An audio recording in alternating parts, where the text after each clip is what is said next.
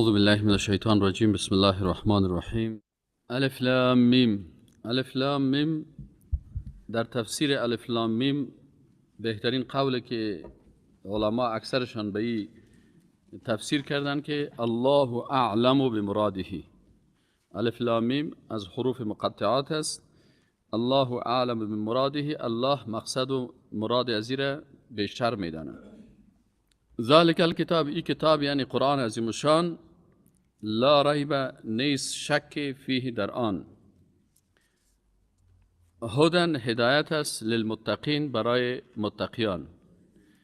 در اینجا در این آیت شریف الله متعال سه خصوصیت قرآن بر ما و شما بیان کرد که از این سه خصوصیت ما و شما سه درس میگیریم.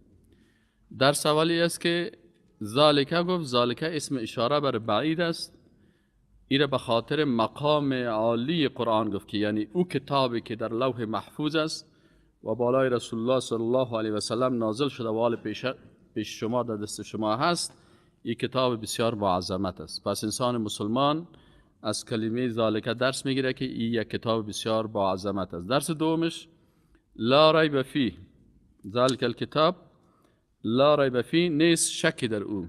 پس انسان مسلمان عقیده دارن که قرآن عظیم الشان کتاب است که در بین از او هیچ شک نیست و این یکی از خصوصیت های قرآن است که یک کافری که مسلمان شده بود او را پرسان کردن و گفت من یک پروفسور هستم، وقتی همی آیت قرآن خواندم سرم تأثیر کرد و من مسلمان شدم که در هر کتاب مقدمش مؤلفش امو عذر خدا بیان میکنه، عاجزی خدا بیان میکنه، لکن یگانه کتابی را خواندم که در صفحه اولش گفته شده که ذالک الکتاب لا ریب فیه، این کتاب هیچ شک نیست.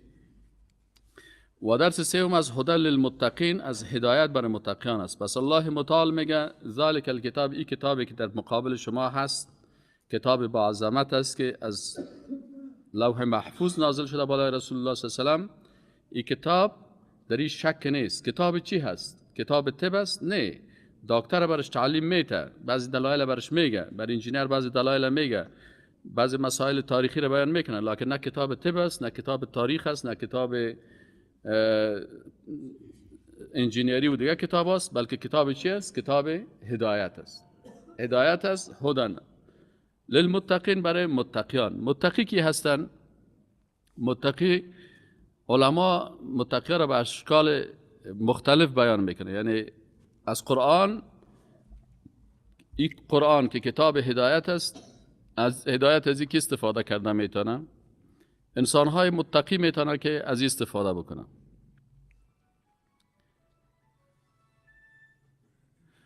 حالا اگر ما میخوایم که متقی باشیم باید چی کنیم؟ درس اولی است که یکی از علما میگه ان لا یراک عما نهاک. متقی وقتی شده میتونی که الله در او چیزی که ترا از او منع کرده به او حالت ترا نبینه. از آنچه که الله ترا منع کرده اگر الله در او حالت ترا ندید بفهم که تو چی هستی؟ تو متقی هستی. الله منع کرده در مجلس موسیقی و ساز نشی، در مجلس فساد نشی، در مجلس که لهو و لعب است، استهزاء و رشخندی بالای یک کس است یا بالای دین است، در این مجلس نشی، در مجلس بدعت نشی، در مجلس مشرکین نشی، در مجالسی که در اونجا برتریت کفار بر مسلمان ها هست در تو مجلس نشی، در فیلم ها و سریال های مبتذلی که تو را به گمراهی میکشانه. اگر امی کار کردی تو متقی هستی. عبدالله بن مسعود رضی الله تعالی عنه میگه که متقی کی است؟ میگه الله ترى نفسک خیرا من احد المسلمین. وقتی تو میتونی متقی باشی که خود بالای هیچ یک از مسلمان ها بهتر فکر نکنیم، بگویم کل کسایی که میجه است یا کلش از مکه بهتر هستن، پس تو انسان با تقوا هستی. درس سوم متقی را یک عالم دیگه چی میگه؟ میگه الخوف من الجلیل. متقی کسی است که از الله میترسه و العمل بالتنزیل، و عمل میکنه به آن چیزی که نازل شده که قرآن و سنت است، و الاستعداد لیوم الرحیل، و آمادگی به مرگ همین لحظه هم داشته باشه. همین لحظه هم اگر ملک الموت به و برش بگه که روح را قبض میکنم، یا آماده است. میگه من 100% آماده هستم. الخوف من الجلیل و الاستعداد و العمل بالتنزیل، مطابق قرآن و سنت اگر عملت بود و آماده به روز قیامت بودی تو متقی هستی. عبدالله ابن عباس رضی الله عنهما این چی میگه؟ میگه که متقی کسی است که عمل میکنه ولی میترسه که رد نشه. از این خاطر اصحاب رسول الله صلی الله علیه و سلم هر عملی که میکردن به خاطر ترس که این رد نشه گریه میکردن. همش چشمایشان هیچ صحابی نبود، حتی خود عبدالله ابن عباس هم میگه چشمایش از است گریه بیخی هم سیاه گشته بود این بغلای ازی. یک صحابی دیگر هم میگه رویش که سعی میکنم تو 2 دانه خط بود، میگم تو رویش 2 خط سیاه شده بود از اینکه زیاد گریه کرده بود. به خاطر چی؟ به خاطر ازی که ما عمل خو میکنم نشه که این عمل ما رد شود. ابن قیم رحمه الله میگه ان تعمل بطاعته، که به طاعت الله عمل بکنی. علی بن ابی طالب رضی الله تعالی عنه چی میگه؟ میگه متقی کسی است که اگر معصیت از پیش شد ترک الاصرار بالمعصیه، اگر یک دفعه یک معصیت از پیش شد دو اصرار نمیکنه که هر روز دوامدار این معصیت بکنه، فورا توبه میکنه. و ترک الاخترار بالطاعه، با اطاعتی که کرد باز مغرور نمیشه. بعضی کساست که کما که عمل خیر کرد شیطان می در قلب ازی عجب داخل میکنه، از خود راضی هست، کل مردم برش هیچ معلوم نمیشه، فکر میکنه یگانه جنتی من هستم یگانه. اگر امی فکر داشتی باز میگه تو با تقوا نیستی. الذین الله متعال آل متقیان خودش معرفی میکنه. متقی کی هست؟ الله متعال میگه اگر میخوایی که متقی باشی باید 6 صفت در وجود تو باشه. 6 صفت، 6 شرط است برای مؤمن متقی بودن. این شرط ها کدام یکی است؟ الله متعال میگه الذین کسانی که یؤمنون ایمان می داشته باشند بالغیب، به غیب، و یقیمون الصلاة و اقامه میکنن و ادا میکنن الصلاة نماز را، و مما رزقناهم از آن چیزی که بر ازنا رزق دادیم ينفقون نفقه میکنن. والذین و کسانی که یؤمنون ایمان می داشته باشند بما انزل الیک، به آنچه که نازل شده بالای تو ای رسول الله صلی الله علیه و سلم، و ما انزل من قبلک، و آن چیزی که قبل از تو نازل شده، و بالآخرت و به آخرت هم ایشان یوقنون یقین دارن. پس این صفات کدام یکی شد؟ صفات اول الذین یؤمنون بالغیب، این صفات اول است. تا وقتی که انسان ایمان به غیب نداشته باشه این انسان متقی شده نمیتونه. بعضی کسا هست تمام روز ایمان به علم داره، میگه برای من به علم ثابت کن. حالا صفات الله را میتونی با علم ثابت بکنی؟ مثلا غیبیات جنت میتونی در لابراتوار ثابت بکنی؟ نه. بعضی کسا به عقل ایمان داره، میگه تا که برای من دلیل عقلی نگویی من این حدیث قبول ندارم، چرا در عقل من نمیگنجه. الله متعال میگه که نه. صفت اول انسان متقی چی است؟ یؤمنون بالغیب. صفت دوم چی است؟ و یقیمون الصلاة، اقامه نماز است. نگفت ادای نماز بلکه اقامه نماز استاد کنه. نماز چطور اقامه میشه؟ اقامه نماز وقت صورت میگیره که انسان توحید در عبادت بدنی را به شکل درست از او مراعات بکنه. اقامت نماز وقت میشه که نماز خود با نماز رسول الله صلی الله علیه و سلم مقایسه بکنه. اگر نمازت 10% به نماز رسول الله صلی الله علیه و سلم مشابه بود 10% متقی هستی. اگر 50% مشابه بود 50% هستی. اگر 100% بود 100%. بعضی کتاب‌ها هست مثلا کتاب صفت الصلات است از شیخ البانی 200 حدیث درباره نماز ذکر کردن. پس اگر همین کتاب بخوانی و ببینی که رسول الله صلی الله علیه و سلم چه قسم نماز میخوان، احادیثی که از رسول الله صلی الله علیه و سلم ثابت است، طریقه همون نماز رسول الله صلی الله علیه و سلم بر ما و شما ثابت میکنه. صفت سومی چی است؟ و مما رزقناهم ينفقون، انفاق است. نفقه که مطابق امر الله باشه، در او اسراف و تبذیر و تقتیر نباشه، اونو عبادت است. اسراف چی است؟ زیاده روی در حلال اسراف میگن، اسراف بسین، کلوا واشربوا ولا تسرفوا. تبذیر چی را میگن؟ مصرف مال در حرام است. پولت در موسیقی، پولت در ساز، پولت در سازنده، پولت در شراب، پولت در گناه، پولت در چیزی که لهو و لعب است، برای این مصرف میکنی. این صفت در وجود تو نیست، تو انسان متقی نیستی. پس و مما رزقناهم ينفقون. و تقتیر چی را میگه؟ تقتیر بخیلی در نفقه هست. یک نفر میتونه 1 کیلو گوشت برای فامیل خود بیاره، تمام روز فامیل خود دال داده میره. این چی هست؟ این تقتیر هست. پس و مما رزقناهم ينفقون، این صفت سوم است. صفت چهارم چی است؟ والذین یؤمنون بما انزل الیک، کسانی که ایمان دارن به ما انزل الیک، بالای رسول الله هم دو چیز نازل شده، یکی قرآن نازل شده و یکی سنت نازل شده. قرآن که هست الله متعال میگه این کتاب است، هذا کتاب انزلناه، این قرآن کتابی هست که ما را نازل کردیم. و در سنت چی میگه؟ میگه و ما ینطق عن الهوا، رسول الله صلی الله علیه و سلم از دل خود گپ نمیزنه، ان هو الا وحی یوحى، این وحی است که بالای رسول الله هم وحی شده است. پس صفت دیگه است که یؤمنون بما انزل الیک. به ما اینجا ما علما میگن که ما کس اینجا چی است؟ عام است، کلمت عام شامل میشه قرآن و سنت تمام ازیره. الیک به سوی تو ای رسول الله صلی الله علیه و سلم.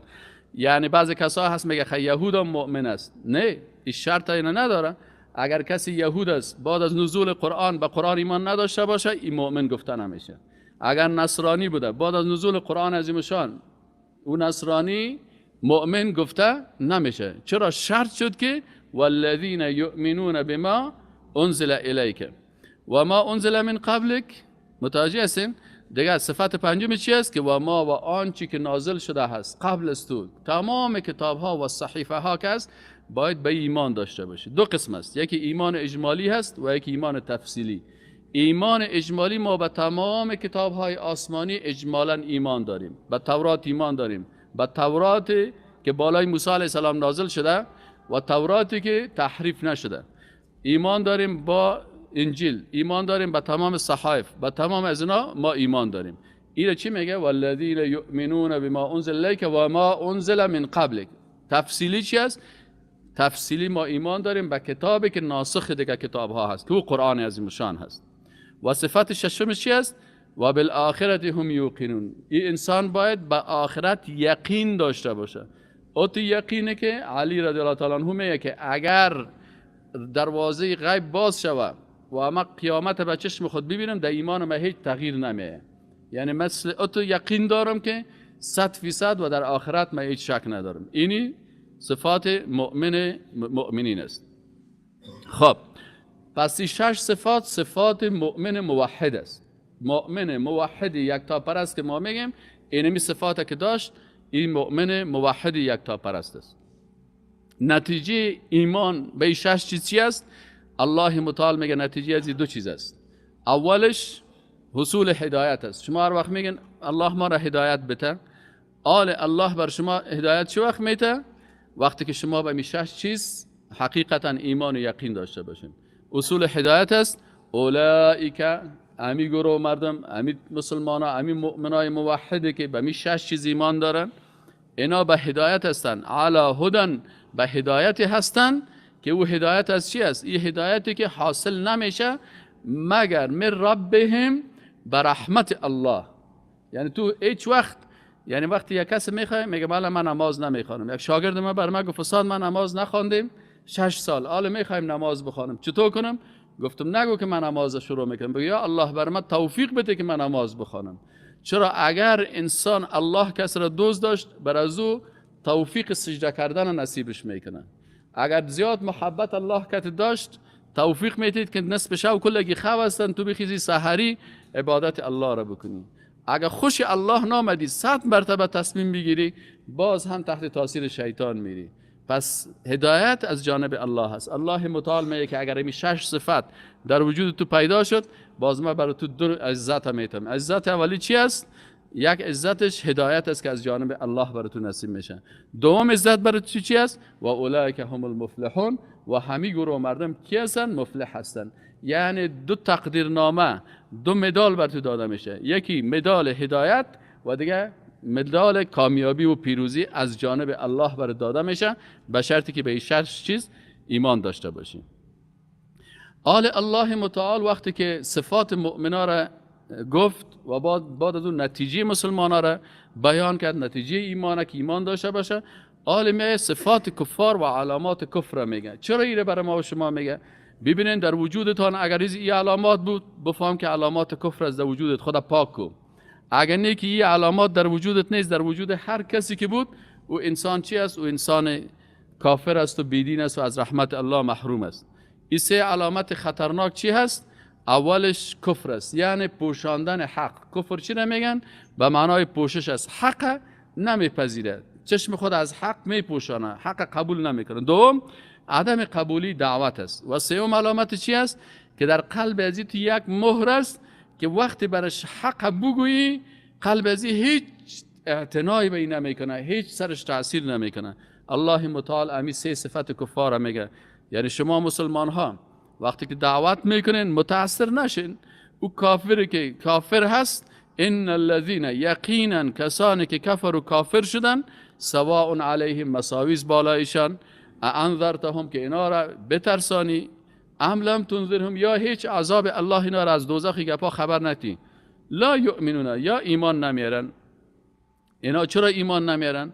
چرا ایمان نمیارن؟ به خاطر ازی که الله متعال در آیت دیگه قرآن میگه ولقد ذرأنا لجهنم کثیرا من الجن والانس.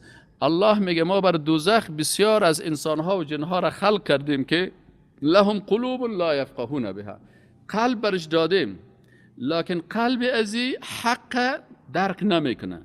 ولهم اعین، به چشم خود میبینه، به چشم میبینه که اونو نفر ظالم است، اونو نفر مظلوم است، اما چشم ازی فرق کردن نمیتونه. مظلوم ظالم میگه، ظالم چی میگه؟ مظلوم میگه. خوب میفهمه که اونو کفر میکنه، اون کت کافر روان است، میگه بسیار خوب آدم است. اون نفر دیگه میبینه بیچاره نه کتش کافر است، نه یک نفر میبینه که محمد بندل از کافر ماش میگیره، جیباش از دلار پر است، او را هیچ چیز نمیگه. او بیچاره دیگه که در یک گلاسه کوکاکولا برش شاف نمیشه که بخوره، باز میگه دیدی ماشش این است. یهود و نصارا میگه. این الله متعال میگه شما جگرخون نشین. کسایی را که میگه ما برای جهنم خلق کردیم، قلب نداره که درک بکنه، چشم نداره که ببینه. اگر یک کمک چشمش حقیقت سال میکنه، میفهمید که اون اصلا که اونو طغیانگر است، اونو قاتل است، اونو دشمن است، اونو ظالم است. ولهم اعین لا یبصرون بها، چشمای دارن لکن چشمی که حق نمیبینه. لهم آذان گوش دارن لا یسمعون بها، نمیشنوه، نه قلبش کار بر منفعش. نه. پس اینی کافرای هستن. کافرها چند قسم است؟ این کافرایی که این قسم هستن بعض از اینا 5 قسم هستن. کفر تکذیب است و الجحود است که اینا تکذیب میکنن، هر قدر حق برش بگوی میگه دروغ است، غلط است، قبول ندارم. کفر الاباء و الاستکبار مثل کفر ابلیس است. ابلیس میفهمید که این بنده الله هست، این امر الله هست، لکن ابا کرد و تکبر کرد. کفر شک است، هر قدر که برش بگوی حق، چون که کافرها زیاد شده، برنامه کفر زیاد شنیده، این کافرها زیادتر از شبهات در وجود ازی داخل کردن. هر قدر که برش حق بگوی، نه صاحب لنین تو میگه، مارکسین تو میگه، خروشوف تو میگه، ژان ژاک روسو، کلش شک است. این کفر شک است، قبول نمیکنه. کفر اعراض است، روی خود دور میته، میگه من قبول ندارم. کفر نفاق است، حق میفهمه منافقت میکنه. اینی مردمایی که کفرشان عنادی هست، کفرشان قصدی هست. این چرا این کفر چیز شده؟ به خاطر چی اینا قبول نمیکنن؟ که الله اینا را به اساس اینمی جرمشان، الله متعال در آیت قرآن میگه کلا بل ران علی قلوبهم ما کانوا یکسبون. باز به خاطر اینمی دشمنیشان الله قلب ازیا سیاه شد. ببینین یک انسان وقتی یک گناه میکنه، یک داغ سیاه، دو گناه، دو داغ سیاه، سه گناه، یک کفر، دیگر داغ سیاه، شرک، دیگر داغ سیاه، سیاه، قلب ازی کلا بل ران قلوبهم، میگه قلب از اینا سیاه شد، کثیف شد، گنده شد.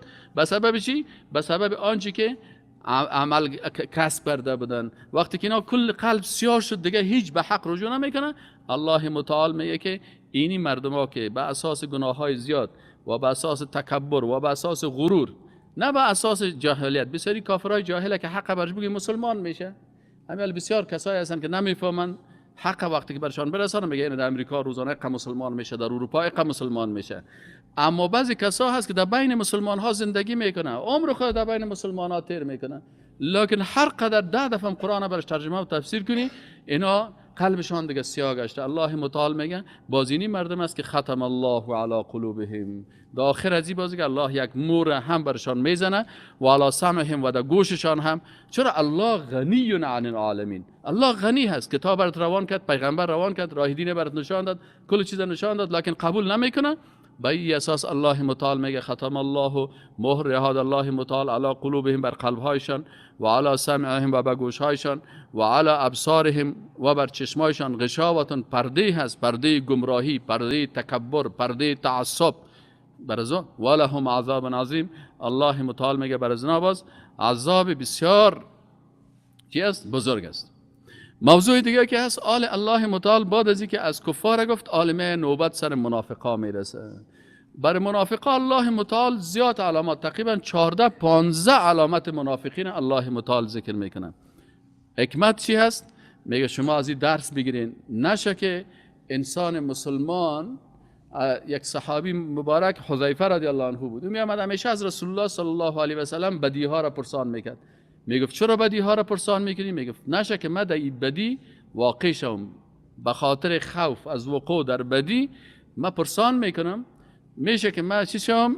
از این بدی خودم نگاه بکنم. الله متعال آل بدی های منافقین علاماتشان از ذکر میکنه. چی نشانی ها داره منافقین؟ کوشش کنین که این نشانی ها در وجود شما نباشه. این چی است؟ الله متعال میگه و من الناس، و بعضی از مردمان، من علامت اولشان است. اول چی است که منافق ادعای دروغی ایمان میکنه، ادعای ظاهری، با الفاظ میخواد مسلمان ها را بازی بده. این یکی از علامات منافقین است.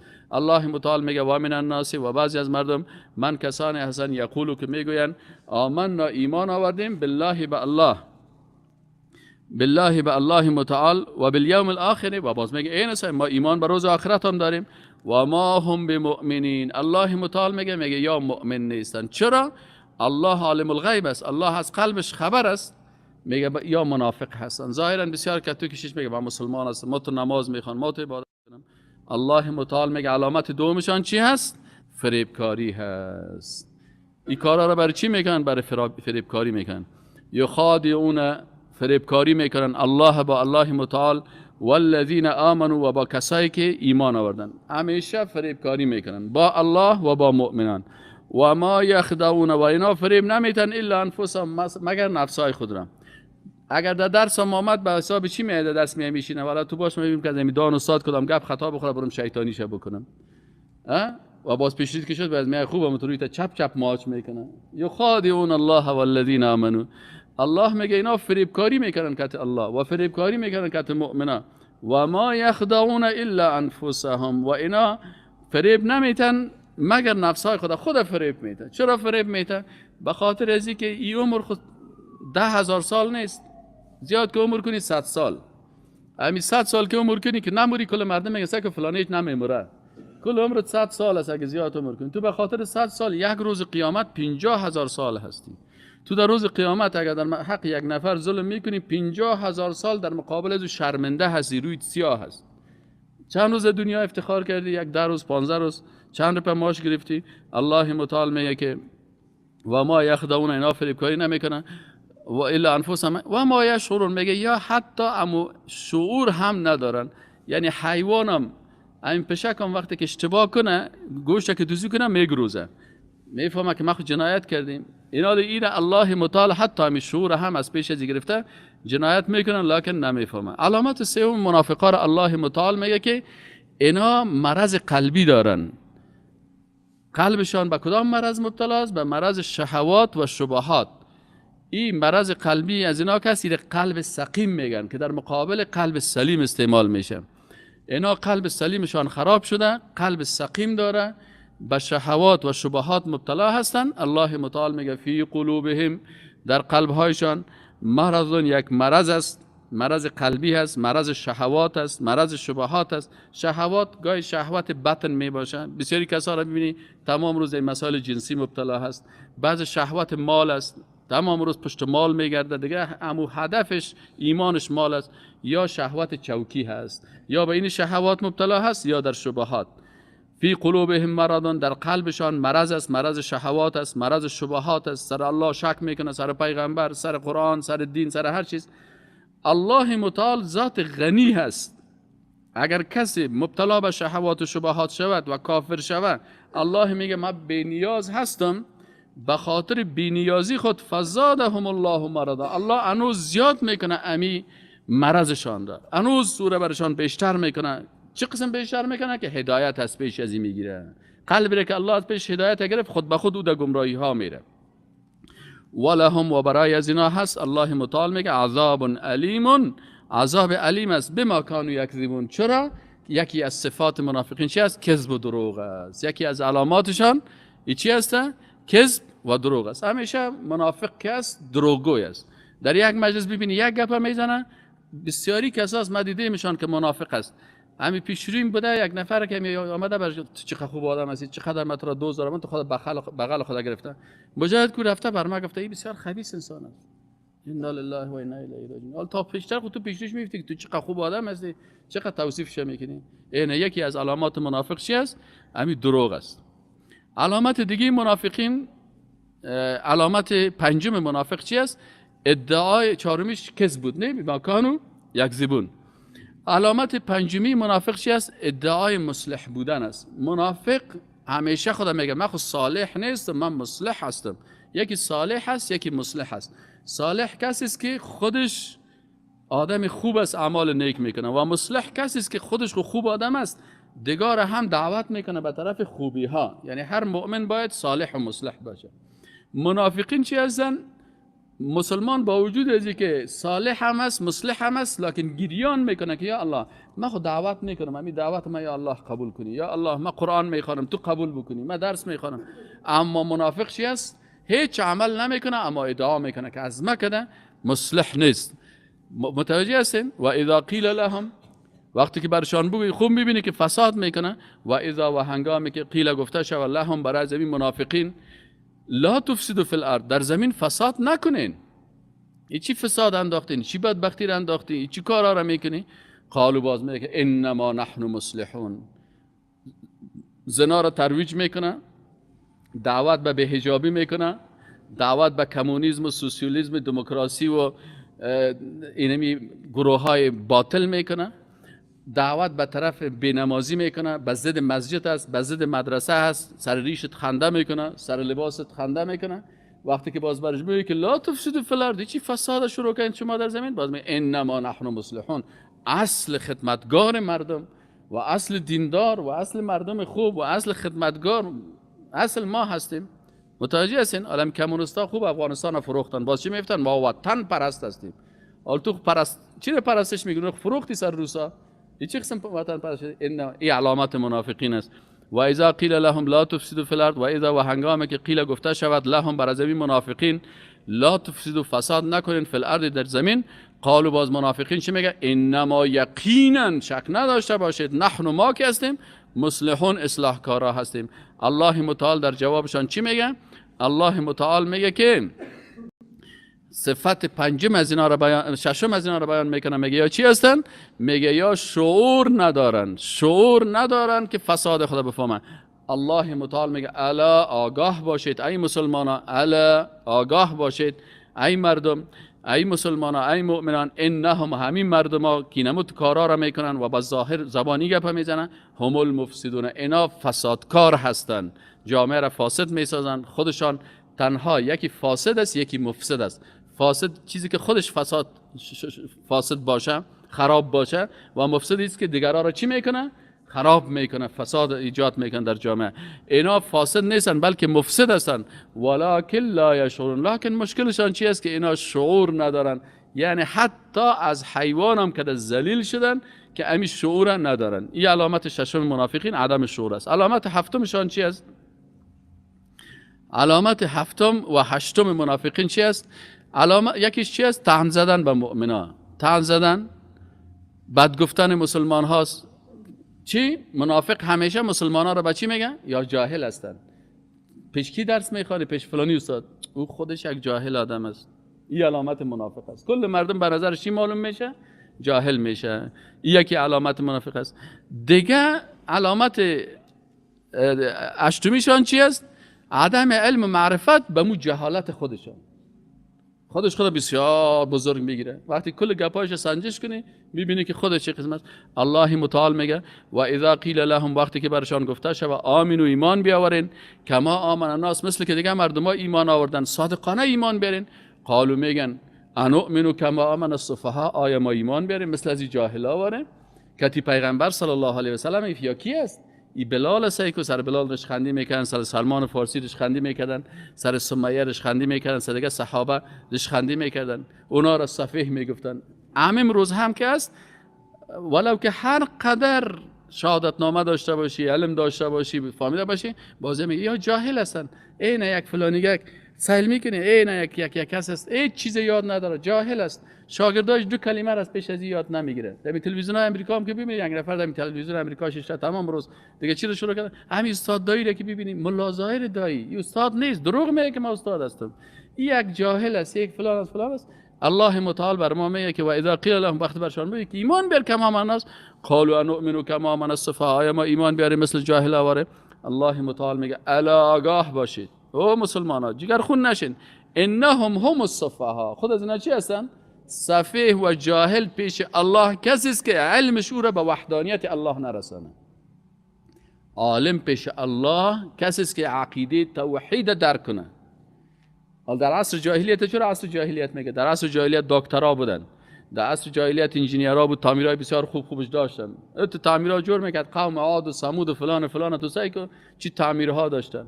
در عصر جاهلیت تو شاعرایی بود که نمیال کتابای از دکترا و پروفسورها خواندن نمیتونن، شاعرای معلقات، کسایی که عربی میخوانن.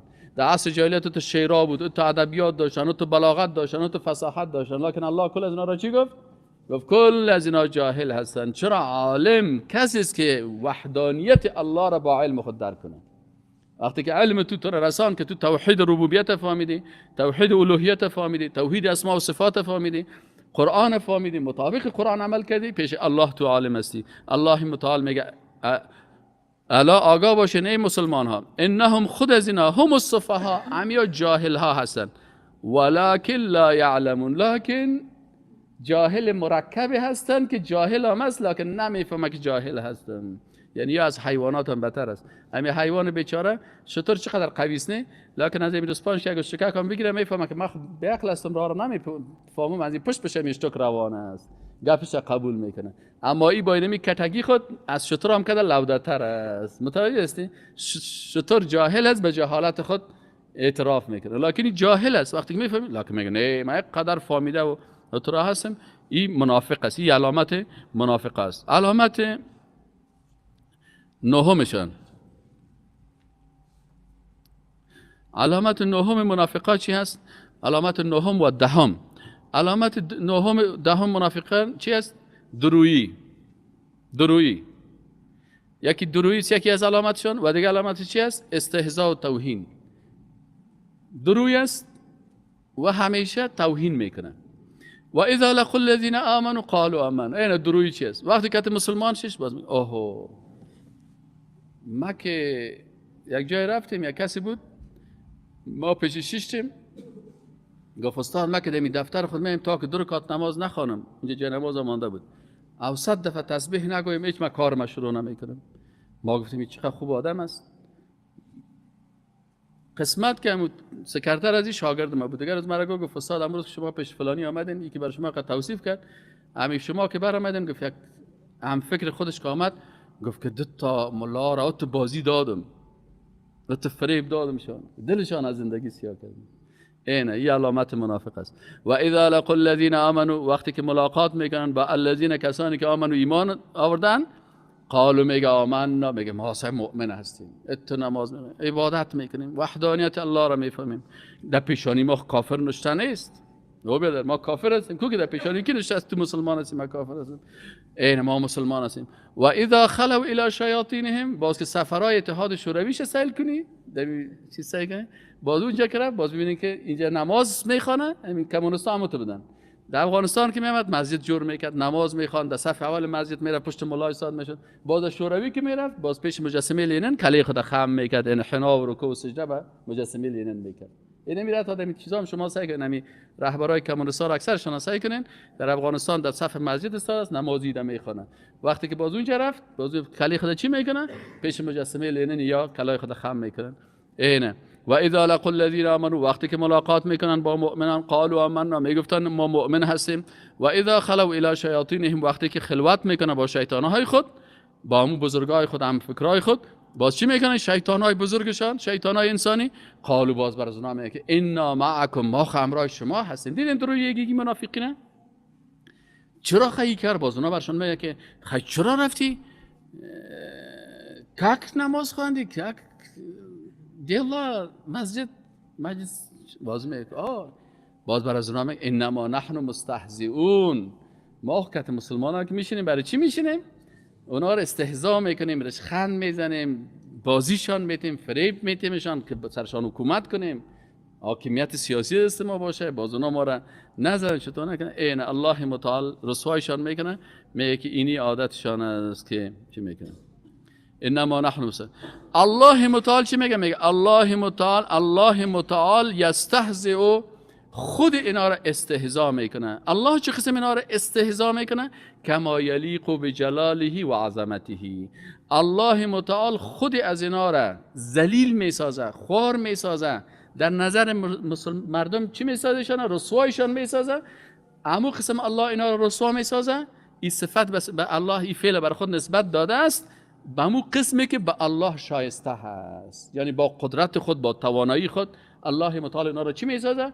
خوار و ذلیل و رسوا میسازه که مسخره عالم شوند. از این خاطر شما دیده باشین که منافقا همیشه چی هستن؟ رسوا هستن، مسخره هستن و کل مردم باز بالاخره کشفشان میکنه. و یمدهم، و الله متعال بر از اینا فرصت میده، میگذارشان که چی باشن؟ فی طغیانهم یعمهون. یمدهم فی طغیانهم، اینا را مهلت میتن. یعمهون که چی باشن؟ که در امو چی است؟ العمه للقلب، یعنی که قلبن اموت مرض داشته باشن. کالعمى للبصر، برای چشم اعما استعمال میشه، برای قلب عمه استعمال میشه. یعمهون مرض قلبی است، اعما مرض چی است؟ مرض چشمی است. اینه پس الله متعال میگه که اینا مرض قلبی دارن که عدم الرؤیت و ما ینتج عنه من الحیرة و الضلال، به حیرانی و گمراهی یا مبتلا هستن. یترددون و یتحیرون، متردد می باشن همین قسم و حیران می باشن که حالا این طرف بریم یا اون طرف. یک دفعه پیش مسلمان ها که آمد میگه مسلمان هستم، پیش کافر که رفت میگه من کافر هستم. لا اله هؤلاء ولا اله هؤلاء، از اون خطا میخوره، از اون خطا میخوره، بالاخره یک وقت در میدان میمونه، وضعیتش خراب است. علامت 11 منافق چی است؟ اینها اختیار کردن دلالت به عوض گمراهی. الله متعال میگه که امی هدایت و ایمان که است یک ثروت است که الله متعال برای مؤمنان داده، برای مسلمان یک ثروت. متوجه هستین؟ یک نعمت بزرگ الله چی است؟ الله متعال برای مؤمنان دادن. لکن یا چی کردن؟ اولئک، این منافقا، الذین، کسان هستند که اشتروا الضلالة بالهدى، خریدن گمراهی را، ثروت هدایت دادن، عوضش چی را گرفتن؟ گمراهی را گرفتن. فما ربحت تجارتهم، پس امی تجارت از اینا بر از اینا هیچ فایده نکرد. و ما کانوا مهتدین، و اینا مردمای مهتدی و هدایت یا رهیاب هم نبودن. علامت دیگه منافقا چیز؟ علامت 12 منافقا راحت موقتی به سبب فریبکاری. این منافقا وقتی که فریبکاری میکنن یک راحت پیدا میکنن، آرامش پیدا میکنن موقتی. که مسلمان ها کشیشت باز که ببینی چی است؟ بازی را که ببینی اما تو یک کمک راحت هستن مسلمانان، در مجلس خود میشن، برشان چای میتن، نان میتن، اینه. لکن این موقتی هست. چرا؟ کشف الله متعال چی میگه؟ میگه مثلهم، مثال از این منافقا که مثل الذی استوقد نارا، مانند کسی است که یک آتش روشن کرده، در یک جای هست تاریک است، بسیار در تاریکی خطرناک قرار داره، لکن خنک هم است، سختی هم است. این چی میکنه؟ در این تاریکی یک مثال بیان میکنه. مگه شما سکن یک نفر در یک تاریکی است، یک دشت تاریک است که خنک و یام است، عالی دیگه میترسه که حالا گرگ در جان نبیه، شیر در جان نبیه، پلنگ در جان نبیه، این میدان ماندگی است. الله متعال میگه این منافق هم این همونطور حالتش هیجان است. اگر بفهمن که من منافق هستم، اگر مرا کشف کنن، والله وضعیتم چطور خواهد میشه. همیشه حالتش مثل این انسانه که در این تاریکی قرار داره. باز یک چراغه که روشن میکنه، آتش روشن میکنه، کم کم مردم که خوب است، ساعتان خوب است، جورپرسانی و تو فلما اضاءت، وقتی که روشنی کردی آتش ازی ما حول و اطراف وزیره، ذهب الله بنورهم، الله باز امیر روشنی را یک دفعه، یک شمال تیز میره که روشنی از بین بره. منافق هم میگه حالتش نمطور است، یک چند روزه که آرام زندگی میکنه، یک دفعه الله متعال ایره رسوا میکنه، کل مردم سرش میفهمه که خود منافق است. و ترکهم فی ظلمات لا یبصرون، باز اینا را ترک میکنه در یک تاریکی که هیچ چیز دیده نمیتونه. یعنی اینمی قسم که انسان در یک تاریکی در یک دشت بند میمانده باشه و 5 دقیقه چراغ که روشن میکنه باز شمال میشه، پس چراغ گل میشه، پس در حالت قرار میگیره. یعنی انسان‌های منافق حالت سایکولوژی و روانی بسیار خطرناک دارن. یک روز بسیار وضعیتش چی است؟ وضعیتش خراب است، متردد است، آل مرا میزنن، آل مسلمان ها قوت بگیرن، آل مسلمان ها پیش کردن، آل مسلمان ها آمدن، این تباه شدم. باز دیگر روز که کمک چیز میشه، باز یک چراغک برش چراغک روشن میشه، باز ببینی همه تو یک کمک خوشحال هستن. باز الله متعال اون میکنه، پس چیزشان میکنه، پس رسوایشان میکنه. از این خاطر میگه منافقی یکی از عاداتشان که آرامش روحی و روانی ندارن. از نگاه سایکولوژی و روانی چی هستن؟ این علامت 13 شان بودن که چی اینا علامت ای بود. علامت 13 شان چی است؟ نابینایان حقیقی هستن. چی هستن؟ نابینایی پیش الله نابینایی چشم نیست. الله در آیات دیگه قرآن باز ما و شما میخوایم که نابینایی قلب است. نابینایی اونی نابینایی چشم است که چشم داشته باشه لکن حق نبینه. گنگ این است که کس گپ زدن نمیتونه. بسیار کسا شما شاید باشین خوب گنگه است لکن خوب دیندار است، دولت گنگگی نماز میخوانه، مسلمان است، وقتی پرسانش کنه الله را میشناسه میگه یکی است. بسیار نابیناها را ببینی که هم مفسر قرآن هستن، ترجمه قرآن میفهمه، بعد موضوع که قرآن هم حفظ کرده، او پیش الله نابینا نیست. نابینای حقیقی پیش کسی است که خوب چشم هم داره لکن حق دیده نمیتونه، قلب نابینا هست. الله میگه متعال میگه که منافقا چی است؟ نابینای حقیقی هستن، گنگای حقیقی هستن و ناشنوای حقیقی معنوی هستن. یعنی چشم دارن چشمشان نمیبینه، زبان دارد زبانشان حق بیان کردن نمیتونه، گوش دارن لکن با گوش خود حق شنیدن نمیتونه. سمون آنان کران حقیقی هستند، کران معنوی. بکمن آنان گنگهای معنوی هستند. عامیون آنان نابیناهای معنوی هستند. چشم دارن لق لق سیل میکنن لکن حق دیده نمیتونن. فهم لا یرجون. پس ای مسلمان ها از این مردم های منافقی که قسم هستن یا رجوع نمیکنن، از پیش از اینا هیچ طلب نکنین. ولو که منافق دمی صف مسجد هم بیارید، دمی صف مسجد هم خراب میکنه، دمی هم جنجال میپرتن، دمی صف مسجد هم جنجال انداخته میرن. دیگه علامت منافق شد، علامت 14 شون او کصیب من السماء فیه ظلمات و رعد و برق. شما میگه تصور کنین یک مثال الله بیان میکنه. شما مثلا در موترتان سوار شدین رفتین در یک دشت، در بین از این دشت سعی کنین یک دفعه سعی باران شروع میشه، موتر هم استاد میشه، کل ماشین موتر هم خراب میشه و هیچ اینا کار کردن نمیتونن. صحیح نه؟ و از طرف رعد و برق هم است، باران هم است، شدت هم است، ترس حیوانات هم است. اینمی حالات سر یک نفر که برسه بالاخره از است که آدم این ور خطا میشه دیگه، دروازهای موترش هم باز ایران ماندم بیرون برآمد، ال کجا برم، راه کدام طرف است، موترم خراب است، یا هم است کلکای خود در گوشهای خود میگیرن از ترس. اینم تو حالت میگه انسان منافق وضعیت زندگیش اینمی قسم است. همیشه مثل که دمت یک دشت تاریک باشه، موترش خراب باشه، زندگیش خراب باشه، رعد و برق هم سرش باشه، هر گپی که بزنید در فرق از این میخوره. یحسبون کل صیحه علیهم. امی درس هم که بیتی میگه تو خود مرا گفتی، حالا برادر من کی تو را گفتم؟ ظلمت سعی کردی، حالا خود چشم بس من سائل میکردم هدف چشم داره. نه والا نه مقصدت ما بودم. فهمیدی یعنی؟ اینا میگه منافق همیشه عادتش اینمی قسم است. همین آیات قرآن هم که بگی میگه تو خود مرا گفتی. یک جای تفسیر میده درس میدم که بعد یکی مبرامت باز می استاد اینمی گپات خود متوجه ما بود. و برادر کجا تو فکر من بود. او پس آن فهمیدیم این مردکه منافق است. یعنی هر گپی که بزنید در کله ازی خورده میره. الله متعال میگه یحسبون کل صیحه علیهم، هر چیزی که بیایش در سر هم العدو فاحذرهم قاتلهم الله. خب او کصیب، یا حالت منافقا چی است؟ مانند یک باران است من السماء که از آسمان بیاید، فیه دایی باران، یعنی حالت از مثل حالت انسان است که در زیر یک باران است که از آسمان میاید و این باران مثل گفتیم نه که موتر خود استاد است، موترش هم گل شده و شیشای موترش هم کنده شده و شکسته. فیه ظلمات، در تاریکی هاست، و رعد و برق است، و برق یجعلون اصابعهم، انگشتای خود در گوشهای خود میمانند، فی آذانهم من الصواعق، در گوشهای خود از صاعقه، از امو صداهای خطرناکی که از رعد و برق میمانند، حذر الموت، از چی؟ از ترس مرگ. والله محیط بالکافرین، الله متعال میگه احاطه میکنه کافران را. پس علامات منافق یعنی یک علامتش اینی قسم علامت است که حالت هیجانی خطرناک دارن. علامت 15 منافقین چی هست؟ علامت 15 زندگی سختی که تاریکی ها او را از هر جهت احاطه کرده.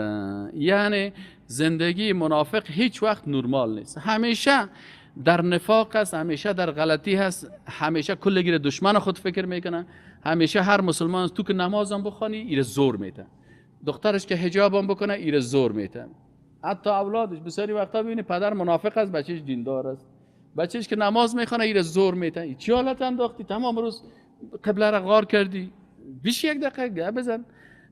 هر کار ریشم که بانی در فرق قضیه میخوره، چوری ریشم مانی وسکو لط میکنه حتی اولادای خدا. یکاد البرق نزدیک است همی برق یختفو که اختطاف بکنه ابصارهم چشمایشان را، همون حالت قبلی که در بین موتر بود و در مو دشت قرار داشت. الله متعال میگه نزدیک است که همین برق به اختطاف بکنه، خطف بکنه یا از بین ببره ابصارهم روشنی چشمایشان را. کلما هر وقتی که اضاء روشن شد لهم برایشان مشوا فیه دو میرن، یا کمکی که روشنی شد حرکت میکنن. و اذا اظلم و وقتی که پس تاریکی شود اظلم علیهم تاریکی شود بالاشان قاموا استاد میمونه، باز حیران میمونه که حالا چطور کنم. ولو شاء الله و اگر بخواد الله لذهب بسمعهم میبره امو گوشهای از اینا را، شنوایی گوشهایشان را، و ابصارهم و امو روشنایی چشمایشان را، قوه بصارتشان یا حس باصریشان را. ان الله یقینا که الله متعال علی کل شیء قدیر، بر هر چیز قدرتمند است. پس اینی علاماتی که الله متعال بیان کرد که اینی علامات منافقین است. بر ما مسلمان ها دو درس است، یک درسی که علامات منافقین بفهمیم و از این علامات منافقین احتیاط بکنیم که کدامتاش در وجود خود ما پیدا نشه. یک دفعه در روز قیامت بخیزی ملائکه بیای از دستت بگیره که برای گم شو تو منافق هستی. پس این علامات هم میخوانیم که خدا حفظ بکنیم. دومی است که منافقین بشناسیم و بفهمیم که عادت منافقین است. از این خاطر آدم هیچ وقت جیگرخون نشه. بعضی کسا هست وقتی که بعضی گپا را میزنه برش میگه استاد خفه نشده. نه ولی خفه نشدم. چرا؟ این به خاطر اینکه در قرآن 15 علامت شما گفته شده دیگه، ما چه جیگرخون شویم؟ وانا شما بیا از عادتتان است دیگه. در کجا 15 علامت ما گفته شده؟ ما گفتم پایر از باز تو یک وقت در درس قرآن بشی باز میفهمی که علامت ها داشته. این حالا باز آدم متاثر نمیشه. می دعوتگرایی که باز علامات منافقین نفهمی، جوانا باز میگه ای رسای من قد دعوت کردم هیچ گپ ما گوش نگرفتم، مرا این تو گفتم مرا دعو زد و دشنام داد فلانی داد. الله متعال میگه خی استهزاء، توهین، رشخندی، این کارا چیست؟ این خو عادات منافقین است. شما متاثر نشین به عادات منافقین. متوجه هستین؟ از این خاطر راحت دعوت تبکو او را که الله هدایت کرده دو کلمه گپ بگی هدایت میشه. او را که الله هدایت نکرده و اینمی قسمت از منافق است، بر از او که کل قرآن هم ختم کنیم اینا توسط از او اصلاح نمیشه. سبحانك اللهم و بحمدک اشهد ان لا اله الا الله و استغفرک و اتوب الیک.